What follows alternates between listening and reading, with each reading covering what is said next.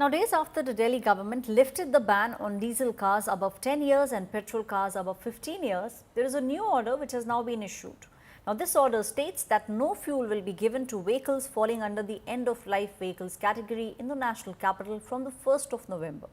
The fuel restriction will also be implemented in the 5 districts of the national capital region, and this will come into effect from 1st April 2026, that is next year.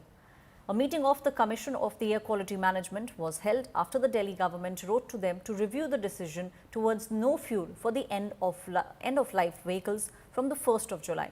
In fact, it is Delhi Chief Minister Rekha Gupta who stated that the past governments never understood the problem, but the incumbent Delhi government is working tirelessly to resolve the issue of pollution. Aam Aadmi Party, on the other side, has launched another blistering attack at the BJP-led Delhi government and are saying that they are the ones who are lying now.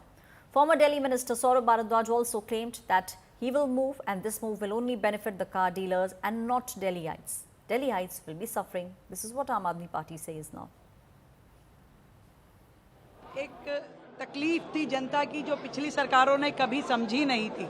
लगातार उसको ignore करते हुए ना तो उन्होंने कभी pollution पे काम किया और ना ही पॉलिसी पे काम किया।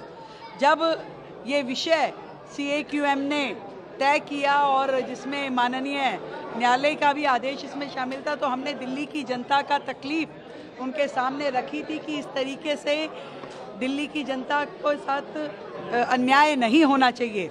और हमारी बात को संज्ञान लेते हुए उन्होंने जिस प्रकार से 1 नवंबर 2025 तक इस पूरे आदेश को टाला है, मैं समझती हूँ कि ये अच्छा कदम है। और इस बीच में हमें जो समय मिलेगा इसकी हम और तैयारी करते हुए जनता को बेहतर रिलीफ देने के लिए काम करेंगे। पिछली सरकारों की तरह नहीं कि उन्होंने समस्या को उलझाया और समाधान भी नहीं दिया। हम यह भी दिल्ली के लोगों को बताना चाहते हैं, जो आपकी 80,000 गाड़ियां दिल्ली के अंदर तोड़ दी गई, उनको एंड ऑफ लाइफ करके ख़त्म कर दिया गया, लेकिन किसी को नहीं पता कि वो कहां गई, क्योंकि दिल्ली के अंदर कोई भी रजिस्टर्ड स्क्रैप को तोड़ने के लिए कोई अभी तक सेंटर नहीं सेटअप हुआ।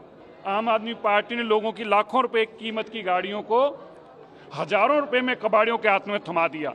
इसके पीछे कौन कौन मंत्री हैं, इसके पीछे कौन कौन MLA हैं, आम आदमी पार्टी ने इसमें से कितना करोड़ रुपए कमाया है, यह भी हम सब जांच करेंगे। हम चाहेंगे कि CAQM इसकी भी जानकारी ले कि यह भी एक बहुत बड़ा षड्यंत्र रचा गया। CAQM की चिट्ठी में आया है कि CAQM ने इन NCR के राज्यों की सरकारों के विभागों के साथ सलाह करके ये फैसला लिया था कि 1 जुलाई से पुराने वाहनों को पेट्रोल डीजल नहीं दिया जाएगा। मगर जब दिल्ली वालों ने इनकी आलोचना की, इनके खिलाफ माहौल बनने लगा, तो ये डर गए। ये सीधा सीधा ड्रामेबाजी है। सीधा सीधा वाहन विक्रेता, वाहन उत्पादक, कार मैन्युफैक्चरर्स को अरबों रुपए का फायदा देने का एक षड्यंत्र है। अगर इनकी नीयत साफ है तो इनको पार्लियामेंट में ऑर्डिनेंस ला के नया कानून बना देना चाहिए।